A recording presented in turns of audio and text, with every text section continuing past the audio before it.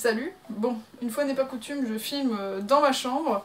Alors ce n'est pas parce que le thème de la vidéo change, c'est juste parce que j'essaie de survivre à la canicule, comme une bonne partie de la population française, et que c'est la pièce la plus fraîche, et que si ça avait été dans mon atelier, vous auriez qu'un écran noir. Voilà. Fin de la parenthèse. Pourquoi on est là? Pour faire simple, l'une de vous est venue me voir sur Instagram avec une question ultra pertinente que je vais vous lire, et qui fait écho à mon vécu, et je pense au vécu de beaucoup de freelance. Donc c'est la Droweuse, salut, merci de m'avoir posé cette question au passage.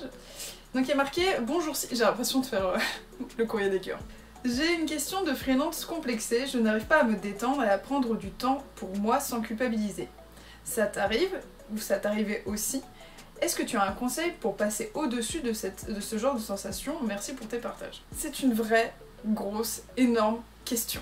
C'est un très gros problème que je rencontre toujours. Ça veut dire que là, c'est vraiment, c'est pas, ça ne m'arrive plus, ça m'arrive constamment, tout le temps, depuis que je me suis lancée en freelance. Je vais essayer de vous expliquer pourquoi, en fait, prendre des vacances en tant que freelance, c'est vraiment pas simple. Tout d'abord, quand on parle de freelance, très souvent, moi, ce qu'on m'a souvent un peu balancé à la gueule, c'est putain, t'as la belle vie, tu fais ce que tu veux quand tu veux, t'es maître ou maîtresse de ton emploi du temps, tu décides quand t'as envie de travailler et quand tu n'as pas envie. Alors c'est vraiment très utopique, ce genre de personnes qui me balancent à la gueule n'ont jamais été freelance de leur vie, mais ça fait partie du fantasme, et ça fait aussi partie du fantasme que j'avais aussi, parce que j'ai bossé en tant que salarié pendant tout le début de ma carrière, et après je me suis lancée en freelance. Pour moi, ce genre de propos oublie un énorme pan de notre travail, qui est la précarité et la non-sécurité. Pour moi, il faut segmenter ce que les personnes qui ne sont pas freelance appellent des vacances de freelance. Ça veut dire que d'un côté, il y a les vacances que tu t'octroies en tant que freelance, ça veut dire que tu as du travail et tu vas te dire bon, je vais prévenir mes clients et je pars en vacances de tel jour à tel jour et basta. Ça, c'est des vacances que tu imposes, que tu mets en place. Mais très souvent, en fait, les vacances de freelance, c'est j'ai pas de travail. Parce qu'en fait, ça fluctue. Ça s'appelle la précarité, en fait. On n'a pas... En fait, on va d'un seul coup avoir beaucoup de boulot, puis après plus du tout, et après ensuite... Enfin, c'est les montagnes russes, la freelancerie, hein, je vous apprends rien. Donc il y a les fameuses vacances qu'on pourrait dire imposées, qui veut dire bah, quand t'as pas de travail, mais quand t'es freelance et que t'as pas de travail, qui dit pas de travail dit pas d'argent. Voilà, c'est le gros point noir, en fait. C'est bien mignon, ça, hein, parce qu'on parle souvent des freelances et leurs vacances perpétuelles. Ouais, mais en fait, nous, on cotise pas, hein. Enfin, on n'a pas de congés payés, pas de jours cumulés, pas de fermeture administrative. Tout ça, ça n'existe pas en tant que freelance. Nous, quand on part en vacances, il n'y a pas d'argent qui tombe. Ça veut dire que si tu pars un mois en vacances, c'est comme si tu prenais un congé sans solde. Effectivement, la freelancerie, ça a quand même un énorme avantage, oui. Oui, j'ai personne au-dessus de moi, j'ai pas de compte à rendre, etc. Ça, c'est vraiment génial, parce que sinon, en fait, je serais plus freelance si ça avait que des désavantages.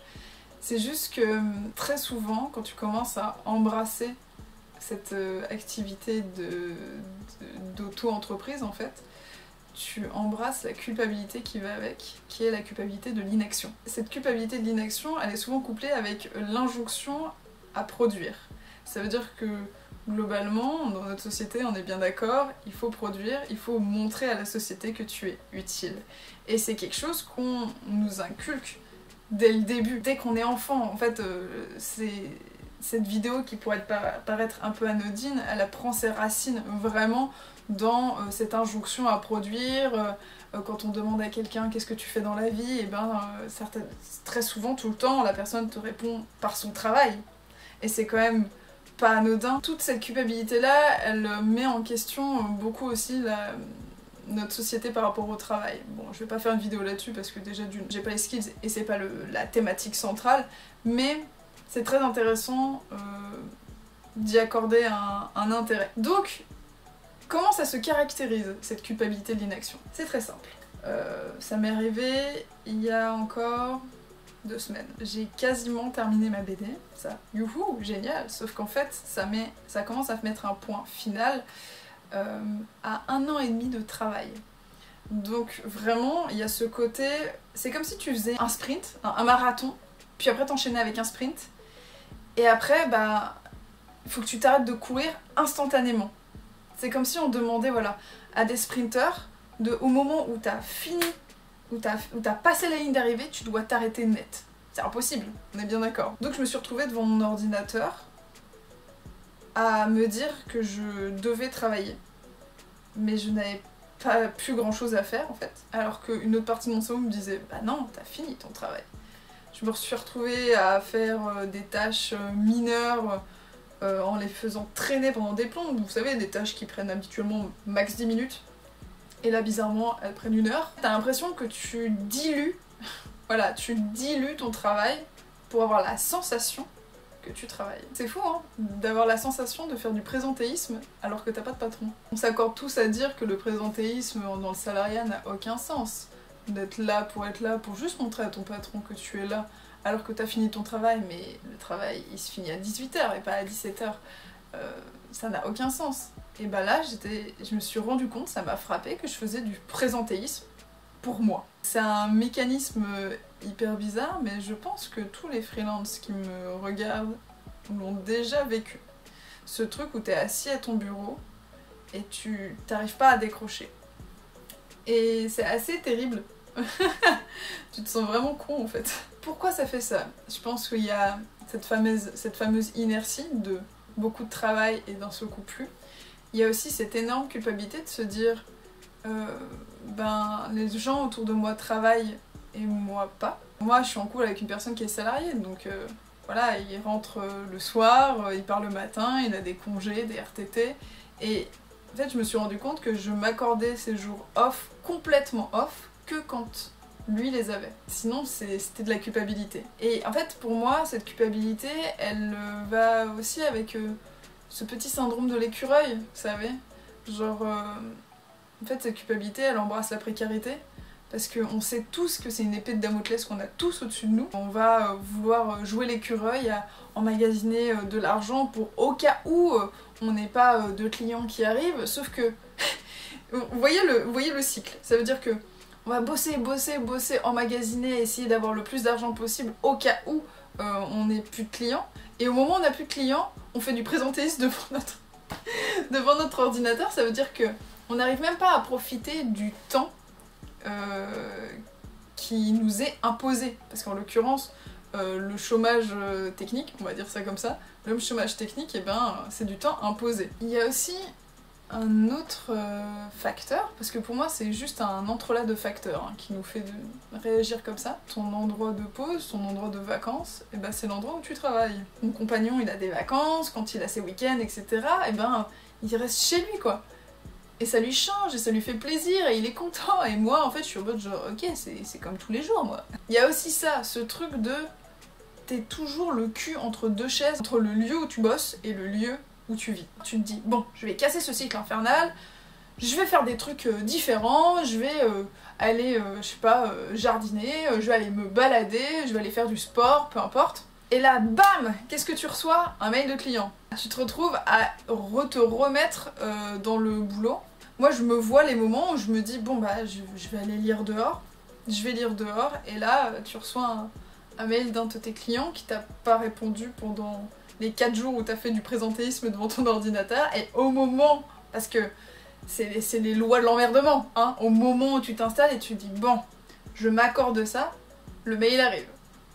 C'est toujours comme ça. Quand tu t'es au chômage technique, aux vacances forcées entre guillemets, et bah t'as cette sensation de pas avoir d'argent qui rentre, de pas faire ta tâche à la société, de te mettre dans une situation précaire alors que tu l'es déjà.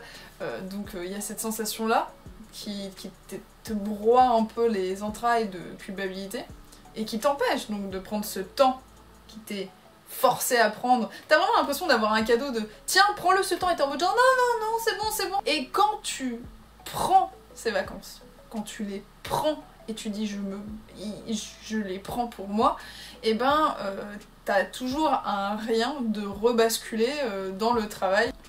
Et là, je pense que vous êtes en train de vous dire ok, donc en fait on n'a aucun moyen de parader cette culpabilité là, comment on fait? Bah je vais pas vous laisser non plus sans conseil. Mine de rien, moi ça me fait chier vraiment de ressentir ça, donc je vais essayer de vous donner des conseils qui pourraient vous permettre de sortir de ce cycle là. Déjà, reconnaître le présentéisme quand on en fait. Quand tu vois que ton petit nombre de tâches, tu le fais traîner et pas parce que t'es fatigué, pas parce que, je sais pas, quelque chose d'autre te préoccupe la tête, juste parce que t'as pas envie de terminer ces tâches, eh ben, il faut couper court. Le présentéisme est un fléau. Ça te fait perdre du temps, ça te fait perdre aussi ça te fait perdre aussi un peu d'amour propre au passage, parce que t'as vraiment cette sensation d'inaction qui est hyper présente. Là je vous parle surtout sur une plage horaire de un seul jour, hein. Je vous parle pas vous barrer, je sais pas, 4 jours à la montagne, enfin faites ce que vous voulez, mais en l'occurrence, le présentéisme, pour moi, le seul moyen de s'en sortir, c'est action-réaction. Vous fermez l'ordinateur et vous cassez. À propos des pauses, au-delà des vacances, hein, je parle pas de plusieurs jours de suite, vous devez vous octroyer des jours de pause. C'est impossible quand je vois des potes à moi qui font des semaines de je sais pas combien d'heures, qui bossent 7 jours sur 7, c'est pas possible. En fait, votre corps ne peut pas suivre ça. Le seul moyen que j'ai pour survivre, c'est qu'il me faut 2 jours par semaine où je ne fais rien, qui est en rapport avec mon travail, mes clients, etc. Bien sûr, je mets tout ça en dehors des grosses charrettes exceptionnelles qui peuvent arriver, on les connaît, mais c'est exceptionnel, hein. Ça veut dire que c'est pas toutes les semaines. En fait, c'est le seul moyen que j'ai pour que mon travail ne bouffe pas ma vie privée et toute ma créativité, parce que on est d'accord, si vous faites partie des freelances qui ont un métier créatif, comme moi, si tu fais que bosser pour des clients, tu alimentes plus ton espèce de roue à eau créative. Pour moi, la créativité, c'est pas une source infinie, quoi. Ça veut dire qu'on sait très bien, quand on est fatigué, quand ça fait longtemps qu'on n'a pas vu autre chose, et ben notre cerveau, il s'épuise, parce qu'au bout d'un moment, tu vois, genre, à force de toujours faire les mêmes choses, à ne pas aller voir autre chose, ne pas avoir d'autres sources, mais au bout d'un moment tu fais encore et toujours la même chose. Et tu finis de passer par la créativité au Fordisme. Donc voilà. À vous de voir, hein, ça se trouve, votre kiff c'est de bosser la nuit, mais inversez juste les horaires de salariat. Et pour les vacances, je parle pas des vacances que tu programmes, où tu vas à l'étranger, ou que tu sors juste de chez toi. Je parle vraiment des vacances dans ton chez toi, là où tu travailles, tu manges, tu vis, voilà. Pour moi, il faut que tu bloques des jours. Tu te dis, pendant ces 2 jours-là, c'est des vacances que je m'octroie, tu sais potentiellement que tu vas pas avoir de clients, etc. Tu te bloques ces jours-là et tu ne fais que ce que tu as envie et donc qui ne comprend pas le travail. Et si tu as un mail d'un client qui arrive, en fait, on les connaît nos clients, on sait aussi à quelle avancée sont les projets. Donc, effectivement, si t'es en charrette, tu sais que comment dire, la deadline elle approche ou des choses comme ça, et ben oui, parfois tu vas devoir te remettre dans le travail.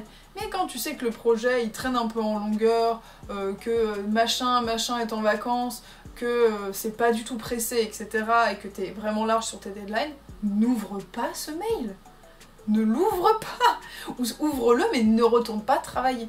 En fait, ces 2 jours que tu t'es pris, ils sont à toi, comme les vacances des autres. J'aurais pas cru devoir lutter contre moi-même pour éviter le présentéisme. Le présentéisme du freelance, sincèrement, c'est vraiment un des 2 trucs très antinomiques. J'espère que cette vidéo vous aura aidé. Je sais pas si mes conseils sont vraiment praticables, parce que même moi, je lutte pour les mettre en place, donc peut-être que c'est pas les conseils les plus avisés, mais on va dire que moi, c'est ce que j'essaye de mettre en pratique. Déjà, peut-être le fait de savoir que vous n'êtes pas tout seul à avoir cette culpabilité qui vous ronge les entrailles, ça pourra peut-être un peu vous délester un peu. N'oubliez pas qu'en fait, ces temps de pause, il faut que vous les preniez, parce que sinon, vous allez y rester. En fait, c'est tout simple. On se dit à bientôt dans une prochaine vidéo.